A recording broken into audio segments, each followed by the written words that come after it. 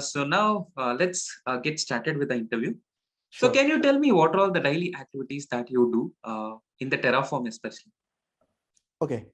See, a basic daily activities, like I'm part of this, Azure practices. So our daily activities in the Terraform, it's based on the application changes. Basically, if come with the Terraform, it's an infrastructure as a code. So we are not going to touch daily basis. It's all the changes and the request base only. So when we get a request like that, any new application they want to onboard, so as part of application process, we get a request for the infra process also.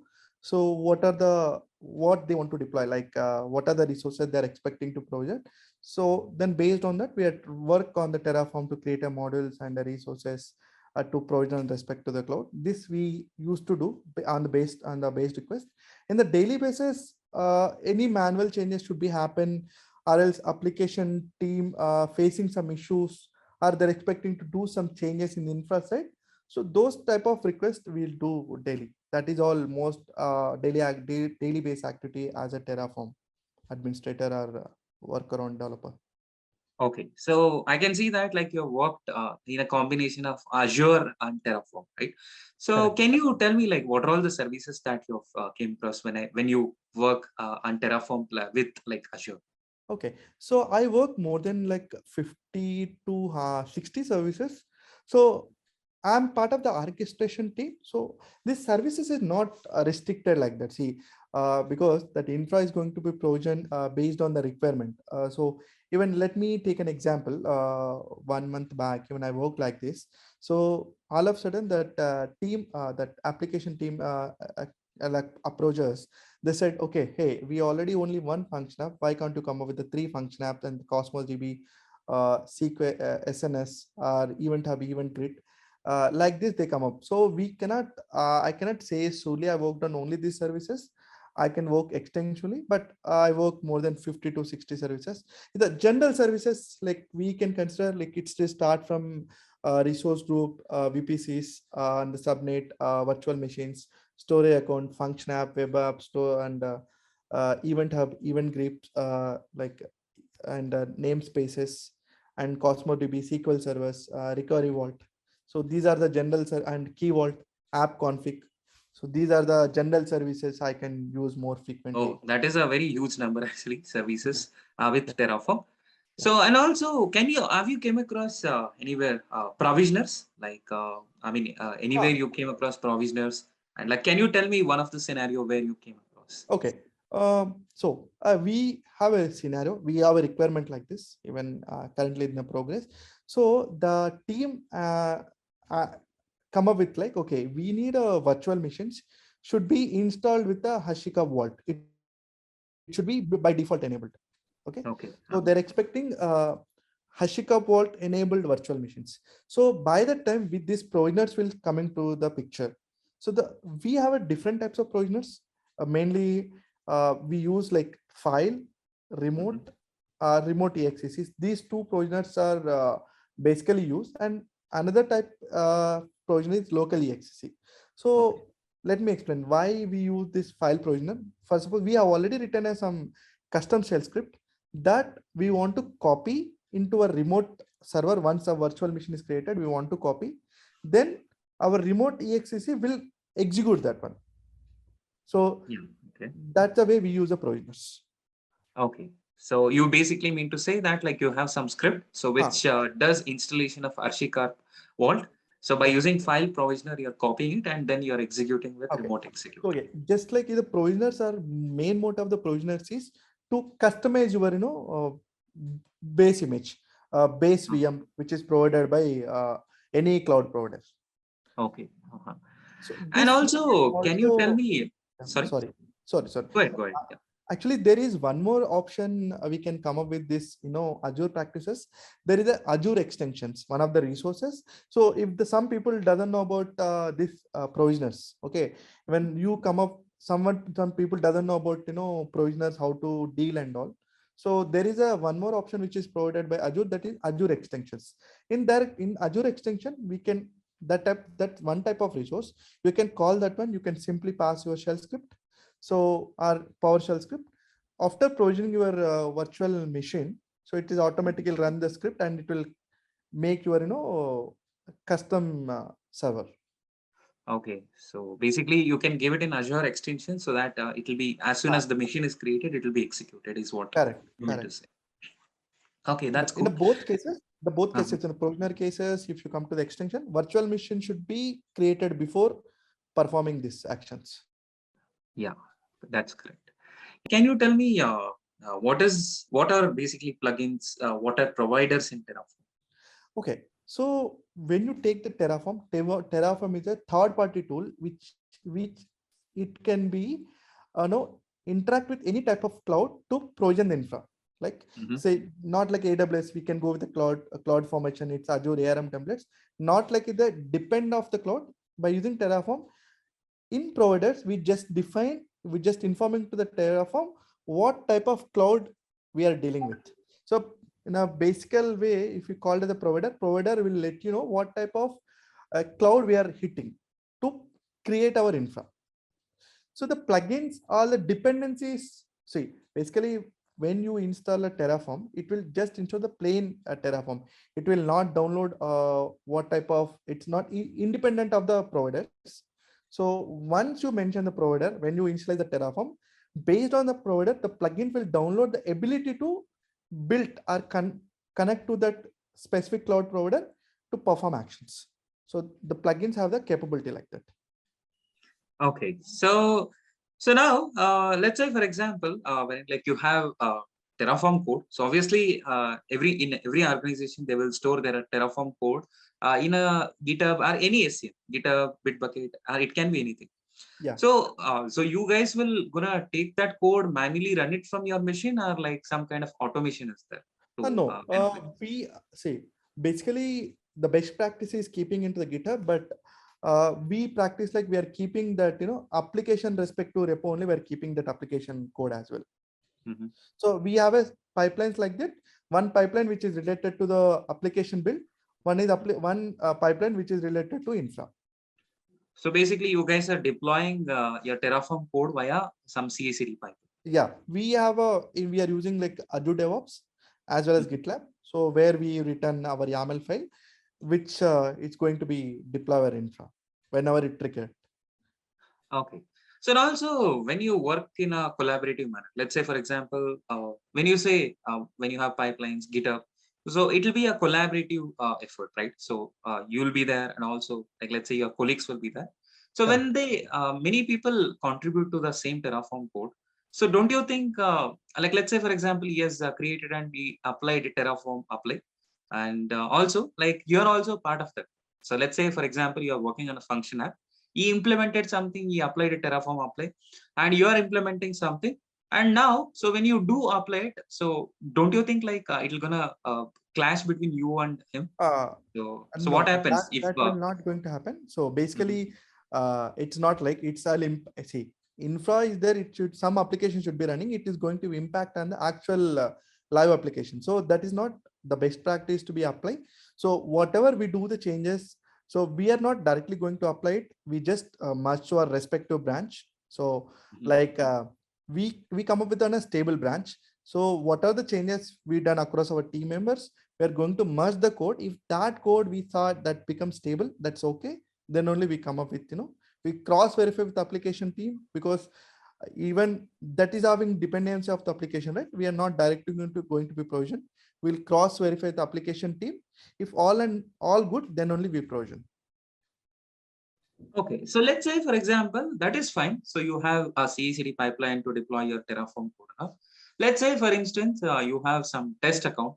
Let's say it is a dev account itself. Okay. Okay. So wherein like a CI pipeline is there, it is responsible to deploy. So it is deploying it, and also meanwhile, one more engineer is trying to kind of like manually execute Terraform apply. In this case, wherein like both of them were trying, one is CI pipeline is trying to apply, and the other one is wherein like your colleague who is working on that project is manually trying to apply it. So let's assume CI got triggered first. It has started Terraform apply first, and after that, your colleague will he did Terraform apply.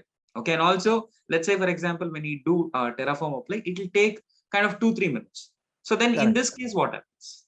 Okay, basically when this happened, this not going, basically we are keeping our state file into the backend. We log the state file. Whenever you log the state file, okay, one process is going to be running, another it's not going to be allowed to perform any action. Okay, So so that's why you mean we to come up with say the there will logs, be a state log logs. will be applied. State So logs will going to apply. So that will not going to happen. If the two people are triggering at a time, who triggered the first, that will run first, then only it will run the next job. okay. When you say Terraform, so basically in cloud also you'll have different environments. Let's say for example, for dev you have one account, and Correct, for correct, QA you have another account. Are like so different accounts you'll have it, right? correct, So correct. let's say for example, what is the best strategy? You have one single Terraform code, so that has to be deployed across different environments. So can you tell me what would be the best strategy to use when we have standard Terraform code should be deployed across different environments? Okay, so there Terraform they come up with the Terraform.tfr files. Okay, Mhm. so that Terraform.c, you said it's a standard code bit across all environments. So the best way is we come up with the Terraform.tfr files. So what are the values is going to be differ for every environment? Those value we can call into the Terraform.tfrs. If you pass those values on whenever you, for suppose I have a dev and UAT, I want to provision my infra. For the dev, is a resource group name is like hello-dev. It coming to the UAT, it's hello-UAT. So only the naming conventions are changed, right? That's what it's a better practice. You come up with a Terraform the TFS that in that file we have to pass what are the values we are going to provision for the environment. So it is easy to manage multiple environments. So there is no conflict will come. So because in a variable.tf file, we are not defining any default value. So if whenever you are not defining any default value in the variable.tf file, it look for any file is there for a terraform.tfrs. From there, it will pull and it will provision the infra. Okay. And also, I mean, now, I mean, you said like wherein we need to use different TFVAR files. So according to the environment and we need to deploy it. So that is fine. But let's say, for example, you have a virtual machines Terraform script, which has been already written. So is it possible to make it a little more generalized so that we can share it across multiple teams within an organization? So if you Yeah. want to do so, what will you use? Okay. You can use that one. So what are the values is going to be changed accordingly? We come up with the variables. Mm-hmm. Yeah, Okay. that is fine. But yeah, my question is wherein like let's say you have a Terraform code for function app. Okay. Okay. So I want something like one standardized function app Terraform code should be used across different teams. Okay. So You in come up that with case, saying the modules. You are saying that modules. okay, you're gonna use the modules is what. Yeah. So you can write a code, you can call in the modules. Okay. So let's say you have one module. Let's say you have function app module. Okay. So which is expecting the output. So let's assume like before function app, you have created a key vault service. Okay. Through Terraform only. So once the key vault is created, so whatever the output of that module, key vault module will be there, right? If I want to send it to the function app module, so is that possible? And if it is yes, so how can we do that?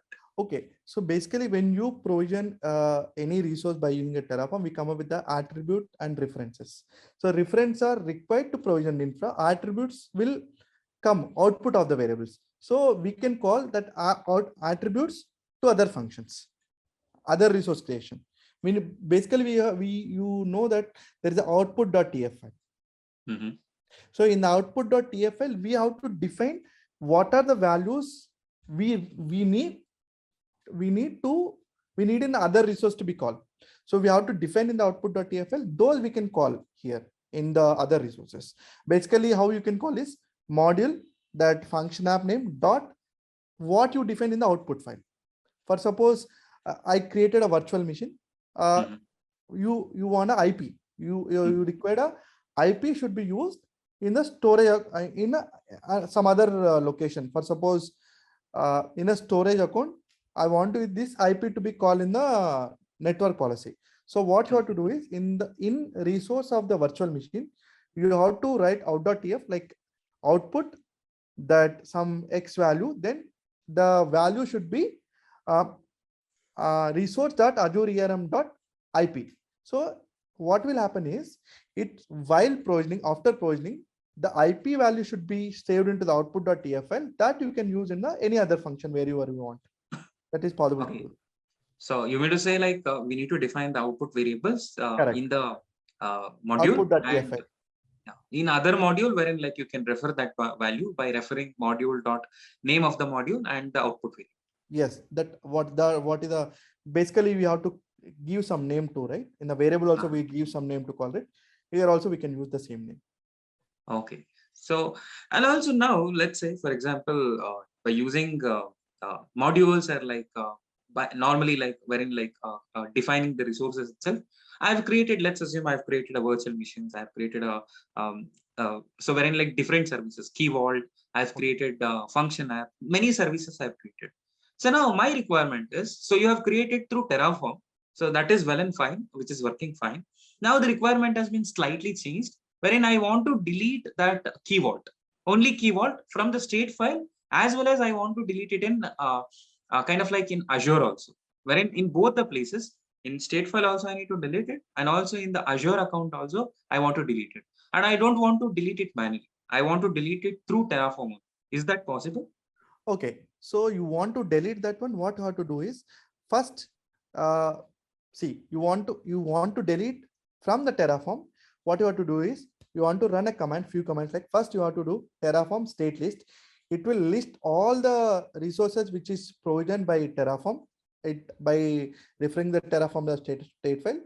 After that, what you would do is, you can go the taint to delete the resource, or else you want to delete the only state file. Okay, I don't want to delete actual resource. I want to delete the only state which is in the Terraform. You come up with Terraform state rm the resource name.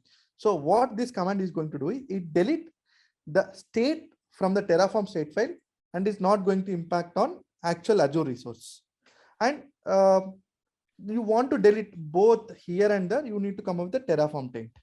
So Terraform taint, you can run it. It's going to be delete in the Terraform as well as in the actual resource. Okay. Let's say, for example, you have two state files, okay, two different state files. So can we merge two different state files? No, that is not that going to be impact anything, because while merging, you don't know, right, what first state file is contained, another state file is contained. So you need to, so you can take one state file. You can import it. You can use or using either you can import, or else you can use the data, because we cannot merge the two state files. Okay. And also, can you tell me a few challenges that you came across while working on Terraform? Yeah, see, basically these app teams are going to do the manual changes in the application side. Um, Mhm. there we don't know, like they are going to do the changes. All of a sudden we perform some action, they lost their data, what they do the manual changes. So by the time we found lot many hectic to be recall and recreated. So these are the regular challenges I faced. And all of a sudden I want to, some even after deploying, the team will come up, okay, I don't want to be this name convention should be, and I want to do some property changes and all. By the time, even see, when you come up with the function app, it's having the dependency of the service plan, it's having the dependency of the resource group, it has the dependency on the storage account. So it is all going to be impact. So by the time, we found lot many difficulties. If application team did any manual changes in the Azure level, or any changes they're expecting on the fly, so we get more issues. And Okay. importing also, we found lot many issues, because the manually created resource they want to import to the Terraform, there also we found lot many issues, because we basically we are come up with the minimal resources, but when you import, it will come with all the unused resources also, because by default resources, or by default properties also, which is appending in the resource creation in the Azure. So those we need to check which are the values required, which are the values not required. Importing time, that also it will take some time, and feel more difficulty to import any resources which is created manually towards the Terraform. So wherein Terraform, as you mentioned, it is a third-party tool. Wherein like if you want to communicate with any cloud provider, so basically you need to authenticate. So can you Yes. tell me what is the best strategy to kind of like authenticate our cloud provider and then executing the Terraform? Okay, so basically, I'm part of that Azure practices. We use a service principle. That's a, like, we are not using agent login to provide a particular user credential. If that user left, so it is again issue. So that's what we come up with the service principle. Okay. So even agent, this service principle gives a programmatical access to the Azure. So it is way. So best practice is, in order to come up with a particular user credentials, we need to come up with some API calls, or we can come up with some encrypted passwords. Or as I told you, service principle is one of the best one of the best resources which is provided by Azure. It's independent of the user credentials. It will authenticate all the subscription and resources to access it. Okay. So now let's say, for example, you're creating two resources. Okay. So let's assume you're creating Key Vault and also function app. Okay. So now Key Vault is taking a little time. Okay. Through Terraform, you have called a module and you're kind of creating the resources in the Azure. Okay. And Key Vault, it'll gonna take little time. So let's assume it'll gonna take 3 minutes or like 5 minutes. So now I don't want to run other part of script, like whereas function app, wherein I need to wait Azure Key Vault to be successful and all the output variables are created. So, and then only I need to start on a function app. Okay, So you is that possible? basically want to get timestamp. Yeah. Okay, Timestamp and also kind of like it should come first. The first Key Vault should come up completely fine, and then only I should bring up my function. So like null resources, we have this timestamp. Like provisioners also, there is a timestamp resource is there that you can call. You can use a sleep, like how much time you want to sleep, and then it will work. No, see here the problem is I'm not sure about. See, sometimes it can take 6 minutes or like 5 minutes, or sometimes it might take 2 minutes only. So that time I won't be able to standardize. Okay, you want to come up with the depends on. Then you have to call with the depends on. Okay, so when you come up with the depends on the resource, for suppose, as you said, if I use a depends on, if that first resources create only, this will create. You need to come up with the depends on. Yeah. I heard you said something null resource. Can you tell me what is that used for? Okay. Null resource. So null resource is, you see, basically null resource, which is not impact anything. It just not perform any action on to create a resource or provision anything. Basically null resource, to call this provisioner, we use a null resource type. Okay, if you want to call a provisioners, we need to come up. See, basically the provisioners we want to call in some resource to should be called somewhere. See, why we use provisioners to perform some certain action on the virtual machines like that, right? So that you have to define in one resource.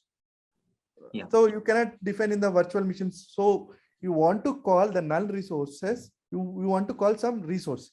But if I see, for suppose I want to call a resource type in the virtual machine, obviously you ought to pass all the properties which is related to the virtual machine only, correct? Yeah, right. So if you come up with a null resource, basically null resource is not going to perform any actions. To invoke our provisioners, we come up with the null resources. Okay, you're trying to say that, like let's say for example virtual machine is there, so I want to take the IP of virtual machine and put it into some other database or something. So that's where null resource you'll use. Inside that provisioners you're gonna call and you will do that. Yes. So basically provisioners to perform some action.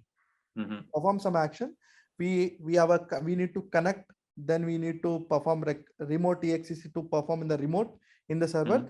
Local exe is also there. So some action already performed. I want to read some file which is created in the remote server that you cannot do, right?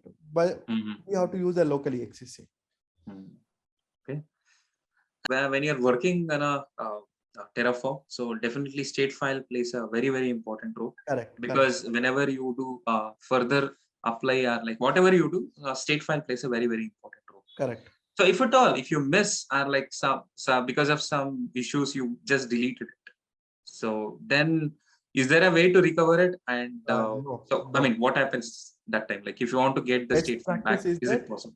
Don't make like the best practice is, see, if you lost the state file, we cannot recover it. There is no option. So either you can keep some the remote versioning tool, or else you can keep in the backends. So when Terraform will come up with the backends, in the AWS is S3, it is in Azure, it's a storage. So you can come up with the backend. So it will keep your state file is more secure. If you lost it, we cannot revert. That is very hard to be recovered because you don't know, right? So what and all you provision and all. So when Terraform doesn't know, if you rerun, obviously it is going to be it trying to recreate, because whenever you run the Terraform plant, the Terraform want to create a new resource because there is no state file. But when you apply it, it is by default, it throw exception, the resource already created. So it is very difficult. So if you lost the Terraform state file, we cannot do anything. So that's what we need to come up. The Terraform come up with the backend. So keep your state file more secure and the log file. You mentioned, so Azure and also AWS. So now, let's say, for example, can I take Terraform and also can I automate my on-prem infrastructure? So is it possible? Yeah. By using Terraform, can we automate on-prem infrastructure? Yeah. Terraform will provide on-prem also. It will provide for OpenStack, VMware, Cloud Stack. It will provide. It have a providers as well. You can perform actions on that on-prem servers also. Okay. So let's say, for example, you're working on it, working on Terraform code, and then so somebody else, like some junk code has been came up. So it is creating a lot of issues. It is a serious issue, wherein like because of some changes, wherein like it is the whole infrastructure is not behaving as expected. So I want to kind of roll it back to the previous state of my Terraform code. So or else like whatever I have created, that also I need to roll it back to the previous state. Is it possible to do that? Yeah, you come up with your own branching strategy. So how you are maintaining the different sprint basis code, that's what you can maintain your Terraform code as well. So, okay. So once you commit, everything is done, you can create a tag and you can make the tag branch as a logged one. So you can do that one. It is possible to do that one. Okay. So let's say, for example, a resource has been already created. Let's assume in the cloud has been already created manually by some administrator. So I want to use those values. So kind of like maybe VPC is already created. Let's assume VPC is already created. I want to use that VPC ID in my existing Terraform. So I don't want to hard code that particular ID, and I want to get the value. So that particular value, and then I want to use it. And Terraform import also I don't want to use here. So is there a way wherein like you can use this data type instead of resource? You come up with a data type. So it is when you call the data type resource, it is able to call what are the values you want to call, what are the properties you want to call from the manual created resource. You can use in the Terraform also. Okay, and also means like if you want to, let's say for example, same Terraform code. So let's say I have written one of the module for virtual machine. I want to call that, and I want to create 5 machines of the same type by using Terraform. So then you will make use of the count property, and you will create a repeated 5 machines, right? Correct. So if I give count 0, what will happen? So 5 is 5 machines. If I give 0, what will happen? When you give the count 0, that is ignored by the resource creation, ignored by Terraform. Count 0 is not going to provision anything. So when you give the count 0, Terraform will ignore the resource creation. Okay. Okay. And do you know what is dynamic block in Terraform? I'm not much more on that. I mostly use this for each. So for suppose there are random values, the repeated values you want to append to where variables or properties into one of the resource. Let me say, how can I say it? I have a Cosmos DB. I want to create a Cosmos DB. In the Cosmos DB, I want to create a containers. Okay, so the block is same. The container block is same, but the names of the containers is going to be changed. In that case, instead of giving multiple variables, I come up with this for each block with I can use that map of object. I can pass all the list of names of the containers in the map of object in the variable. Those I can call in the for each. So basically this dynamic or for each will help you to minimize repeating of the same steps or same variables. Okay. Can you tell me what are the best practices that we can use in Terraform so that like we can make our Terraform code a little better? Okay. better this make your application code into the modules. So it's split your resources and can call into the modules. So it is easy way to manage one thing. And in spite of writing a more complexity code, write in the minimalistic way so everyone can understand. So it is easy to recover or do changes if some issues happen. And always maintain stable code in a branch, the proper branch, so it will more useful to track what you did. And always keep your state file in the remote state, like remote storage accounts or somewhere, to instead of keeping your state file in the local machine. So it will help you to keep your Terraform state file in a more effective way. So like this you can do it. And also you, so don't give all the permissions to perform, like even though it's the team, it is better to not give a permission to perform actions on the Terraform. So that also we can do that. And while when you integrate Terraform with the CICD, you come up with some approvals.